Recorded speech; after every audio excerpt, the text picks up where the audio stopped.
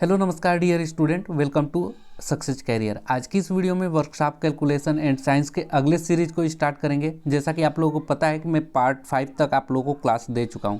ये पार्ट 6 है जो कि आप लोगों को यहाँ पे ITI first year CBT exam के लिए इंपॉर्टेंट क्वेश्चन लेकर आ गया हूँ।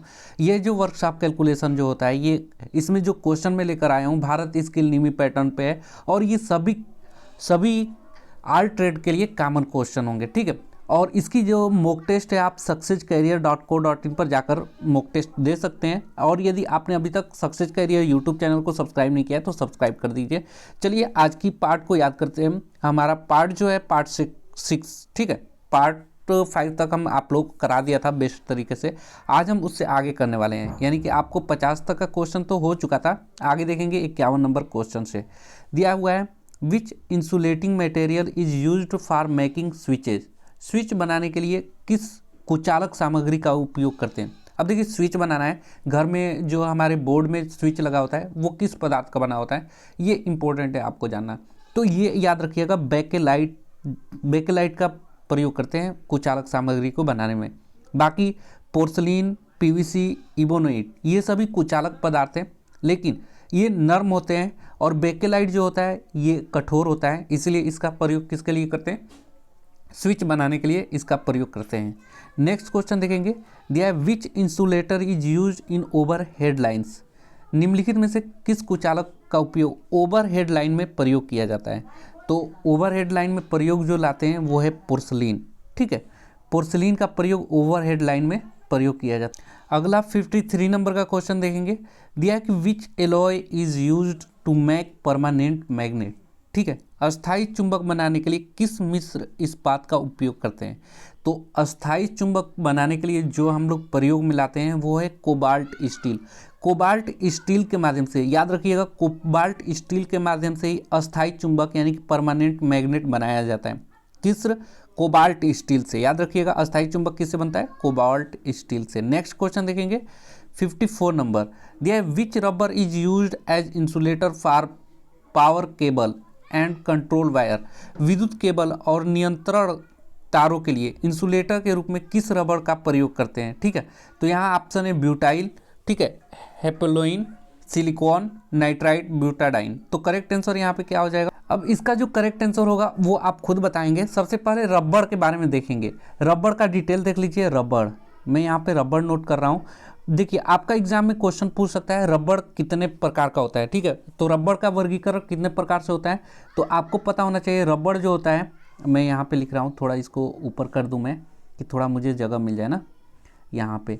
अब ये रबर जो है ये 3 प्रकार का होता है। पहला जो रबर होता है ये नेचुरल रबर यानी कि प्राकृतिक रबर होता है, नेचुरल रबर, ठीक है। दूसरा जो रबर होता है ये हार्ड रबर होता है। क्या, कौन सा रबर होता है, हार्ड रबर, ठीक है। क्या है ये रबर है, रबर, ठीक है। तो नेचुरल यानी प्राकृतिक रबर हो गया, हार्ड रबर यानी कि कठोर रबर हो गया। और एक रबर जो होता है जो सिंथेटिक होता है, सिंथेटिक रबर, ये कृत्रिम रबर होता है। मैं यहाँ पे कलर थोड़ा चेंज कर ले रहा हूँ कि आप लोगों को समझ में आए, ठीक है।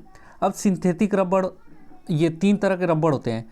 अब जो आपका ब्यूटाइल हो गया, ठीक है, हेपेलोन हो गया, सिलिकॉन हो गया या नाइट्राइड हो गया, ये किसके पार्ट है, नेचुरल रबर है या हार्ड रबर है या सिंथेटिक रबर है, ठीक है। तो ये जो है ये चारों क्या है, ये सिंथेटिक रबर है। क्या है, सिंथेटिक यानी कि कृत्रिम रबर है। ये सभी क्या है, ब्यूटाइल, हेपेलोन, सिलिकॉन, नाइट्राइड, ब्यूटाडाइन। अब देखिए इनकी डिटेल जान लेते हैं। ये कौन सा है, कृत्रिम रबर है। अब देखिए यहाँ पे ब्यूटाइल रबर जो है, ब्यूटाइल रबर का डिटेल हम लोग देख ले रहे हैं। ब्यूटाइल रबर, इसका जो होता है ये पेट्रोलियम तेलों से प्राप्त होता है। ब्यूटाइल रबर जो होता है ये किससे प्राप्त होता है, पेट्रोलियम तेलों, एल्कोहलिक मिश्रण तथा गैसों से प्रभाव में पड़ता है। इसमें जो होती है ओजोन उच्च प्रतिरोध होता है। इसका उपयोग जो होता है मरम्मत कार्यों में फीते के रूप में करते हैं। इसका प्रयोग किसके रूप में करते हैं, फीते के रूप में करते हैं। नेक्स्ट है हेपेलोन रबर। हेपेलोन रबर का उपयोग विद्युत वायर तथा केबल के आवरण के रूप में करते हैं। विद्युत वायर तथा विद्युत की जो वायर है तथा केबल के जो आवरण है, जो ऊपर, जैसे ये केबल है ना, इसके ऊपर जो प्लास्टिक की कवर चढ़ी होती है, ये हेपेलोन का होता है। किसका होता है, हेपेलोन का। नेक्स्ट है सिलिकॉन रबर। तो अब सिलिकॉन रबर का प्रयोग हम लोग कहाँ करते हैं, तो ये पावर केबल के इंसुलेशन में प्रयोग किया जाता है। ठीक है, ओवन तथा ब्लास्ट फर्नेस में। तो हमारा क्या है यहाँ पे, विद्युत केबल और नियंत्रण तारों के इंसुलेटर के रूप में किसका प्रयोग किया जाता है, तो हम लोग सिलिकॉन का ही प्रयोग करते हैं। ये पावर केबल के इंसुलेशन के लिए भी प्रयोग होता है।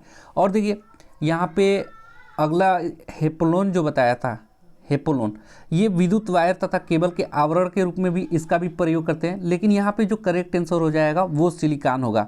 अगला देखते हैं नाइट्राइट ब्यूटाडाइन। नाइट्राइट ब्यूटाडाइन ये क्या होता है, तो इसका जो प्रयोग होता है ये ऑटोमोबाइल टायर के अंदर के ट्यूब बनाने के लिए। न्यूट्राडाइन, ब्यूटाडाइन, ये कृत्रिम रबर सभी हैं। तो आपको मैं बता दिया ब्यूटाडाइल क्या कहाँ पे प्रयोग होता है, तो ब्यूटाडाइल का प्रयोग मैं आप लोग बता दिए कहाँ होता है, ये मरम्मत कार्य में फीते के रूप में होता है। हेपेलोन, हेपेलोन का प्रयोग कहाँ होता है, तो ये विद्युत वायर तथा केबल के लिए प्रयोग करते हैं। सिलिकॉन रबड़, सिलिकॉन रबड़ का पावर केबल के इंसुलेशन के लिए प्रयोग करते हैं। ठीक है, और हवाई अड्डों के प्रकाश लाइनों में भी सिलिकॉन वायर का ही उपयोग करते हैं। अगला है nitrite butadiene rubber. Nitrite butadiene rubber कहाँ प्रयोग, ऑटोमोबाइल के टायर के अंदर ट्यूब में बनाने के लिए करते हैं। तो ये इंपॉर्टेंट है, चारों को आप लोग नोट कर लीजिएगा। नेक्स्ट क्वेश्चन 55 नंबर देखिएगा, दिया है which among the following is an insulator. निम्नलिखित में से कौन एक कुचालक है। अब आपको यहाँ पे कुचालक बताना है। तो आपको पता है ना कुचालक क्या होती है, जिसमें से ऊष्मा और विद्युत को प्रवाहित न की जा सके, वही क्या कहलाता है, कुचालक कहलाता है। कुचालक की परिभाषा आपको, अब देखिए कापर हो गया, एल्युमिनियम हो गया, सिल्वर हो गया, ये तीनों क्या हैं, ये तीनों धातुएं होती हैं। क्या होती हैं, ये तीनों धातु हैं। अब धातु हैं तो इसमें तो विद्युत प्रवाहित होंगी ही होंगी। आपका बचा हुआ पार्ट क्या हो गया, माइका। माइका ही क्या हो जाएगा, कुचालक। अब कुचालक आपको परिभाषा याद हो गई कि कुचालक जिसमें से ऊष्मा प्रवाहित नहीं की जा सकती, जिसमें से विद्युत को प्रवाहित नहीं की जा सकती, कुचालक। अब कुचालक की कुछ लिस्ट है जो मैं आप लोग को याद करवा देना चाहता हूँ। जैसे लकड़ी हो गई, लकड़ी क्या हो गया, कुचालक हो जाएगा। अभी आपने माइका देखा, माइका भी कुचालक है, लकड़ी कुचालक है। एस्बेस्टस एक पदार्थ होता है, एस्बेस्टस, ये भी एक क्या है, ये एक प्रकार का कुचालक पदार्थ है, याद रखिएगा। कपास हो गया, कपास मतलब काटन हो गया, ये भी क्या है, कुचालक पदार्थ है। पेपर यानी कि आपका कागज़ हो जाएगा, कागज़ भी क्या है, आपका कुचालक पदार्थ है। ठीक है, उसके बाद माइका, माइका मिस क्या होता है, अभी आपने पढ़ा माइका, ये पढ़ा था। माइका मिस होता है अभ्रक, अभ्रक भी एक क्या है, कुचालक पदार्थ है।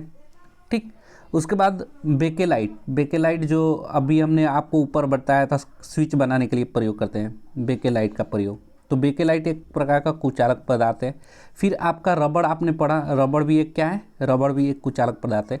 तो ये सभी जो हैं कुचालक पदार्थ हैं।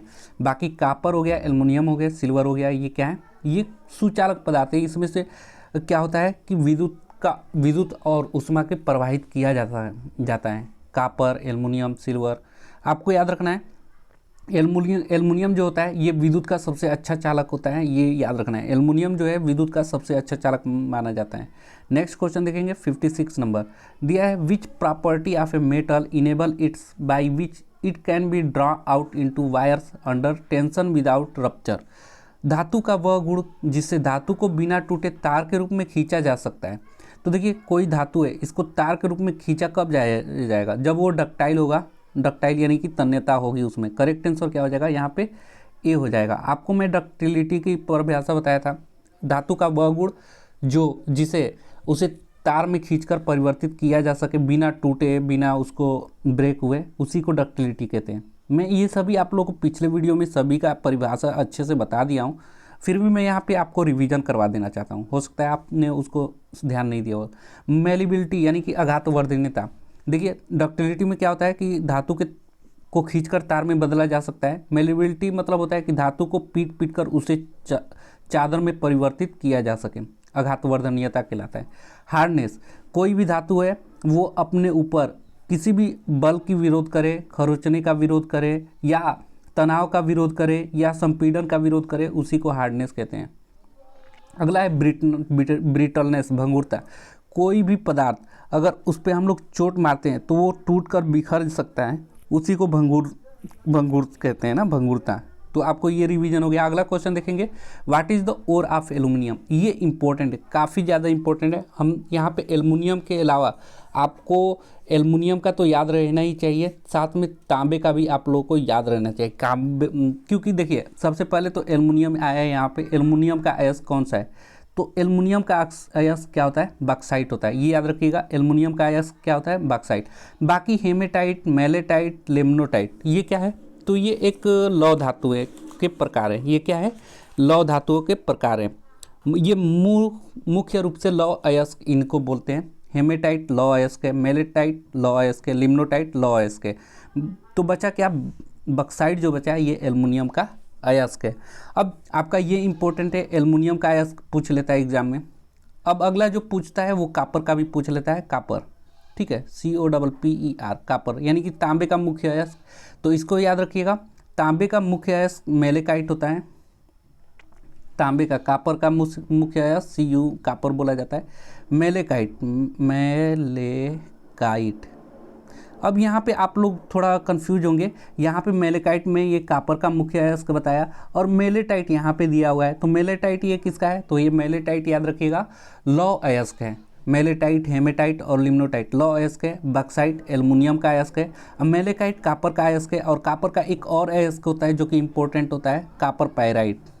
कापर पाइराइट ये किसका है, पाइराइट, जिसे हम लोग सिर्फ पाइराइट भी आएगा ना तो ये कापर का मुख्य अयस्क। तो कापर का मुख्य अयस्क क्या क्या हो गया, मैलेकाइट और पाइराइट, और एल्युमिनियम का मुख्य अयस्क बॉक्साइट, और लोहे का मुख्य अयस्क हेमेटाइट, मैलेटाइट, लिमनोटाइट। तो आपको याद हो गया होगा। आगे का क्वेश्चन करते हैं। देखिए ये क्वेश्चन मैं आप लोगों को करा दिया हूँ, इसमें आप लोग अगर कल की क्लास किए होंगे ना तो ये आप फटाफट टिक मारेंगे, लेकिन मैं आप लोग को रिवीजन यहाँ पे करा देता हूँ। देखिए यहाँ पे दिया है, what is the carbon percentage in high carbon steel.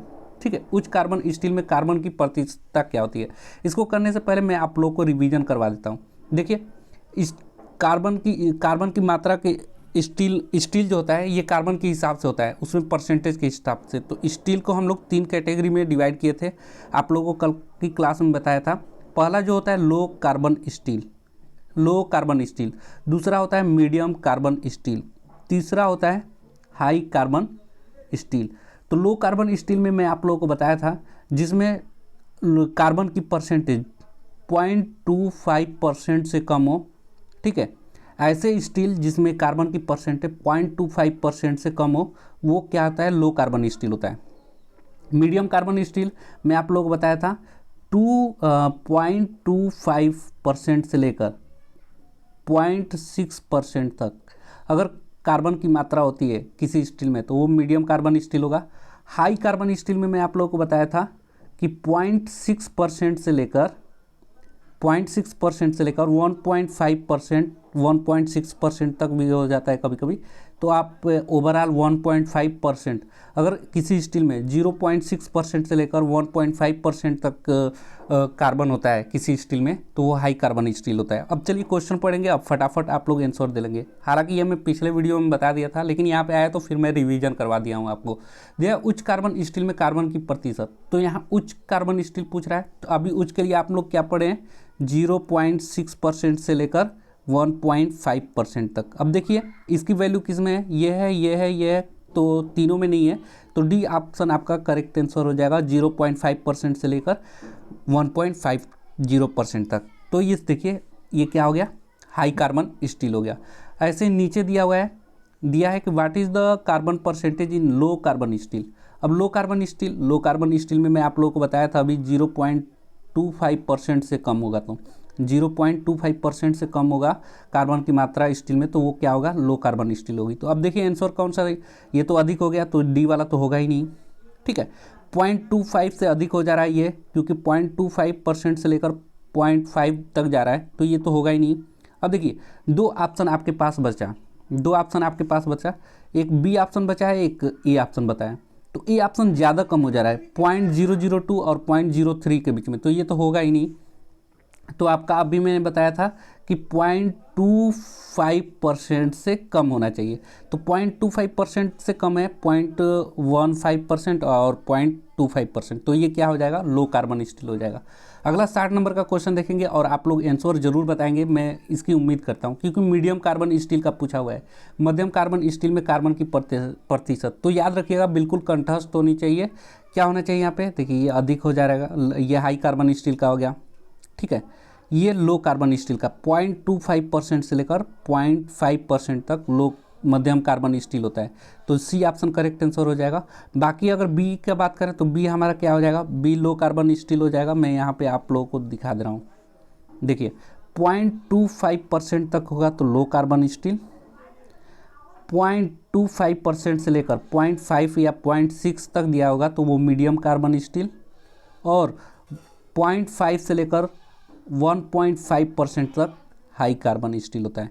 तो इस प्रकार हमने आप लोगों को 60 क्वेश्चन तक तो करा दिया। अगले क्लास में हम लोग 60 से आगे का क्वेश्चन करेंगे। यदि आपने पिछले सभी वीडियो को नहीं देखा है तो देख जाइए। मैं पूरी विश्वास के साथ आप लोगों को बोला हूँ कि आपने अभी वर्कशॉप कैलकुलेशन की अपने कॉलेज में नहीं पढ़ा होगा तो मैं यहाँ पे आपकी पूरी तैयारी करवा दूंगा। आपको क्लास अगर दूसरी जगह लेने की ज़रूरत ही नहीं पड़ेगी, आपने पूरी क्लास देख ली। तो उनका प्लेलिस्ट मैं बना दिया हूँ, लिंक आपको डिस्क्रिप्शन बॉक्स में मिल जाएगा। और जो भी मैं यहाँ पे क्लास कराता हूँ वो आपको मॉक टेस्ट www.success.career पर उपलब्ध होता है, ठीक है। तो आप लोग वर्कशॉप कैलकुलेशन के मॉक टेस्ट जरूर दिया करें, जिससे कि आपको यहाँ पे रिवीजन भी हो जाएगी और आपकी तैयारी भी हो जाएगी कि आपने क्या पढ़ा, कितना याद है। और वहाँ पे आप लोग को मॉक टेस्ट देने के बाद वीडियो के लिंक भी आप लोग को डिस्क्रिप्शन बॉक्स में वहीं पे मिल जाएगा, जहाँ से आप लोग उस वीडियो को देखकर जो आपने मॉक टेस्ट दे रहे हैं नहीं समझ में आया तो वो देखकर अपनी सॉल्यूशन भी वहाँ पे दिया गया है। तो बहुत ही बेस्ट तरीके से बनाया गया, आप लोग विजिट जरूर करिए। उम्मीद करूंगा ये वीडियो आप लोगों को अच्छा लगेगा, तो लाइक कर दीजिएगा और अपने दोस्तों के साथ इस वीडियो को अपने ग्रुप में दोस्तों के साथ शेयर जरूर करिए कि उनकी भी वर्कशॉप कैलकुलेशन एंड साइंस अच्छे से तैयार हो पाए। आज के लिए वीडियो में इतना ही। Thanks for watching this video guys. मिलेंगे नेक्स्ट वीडियो में, तब तक के लिए बाय।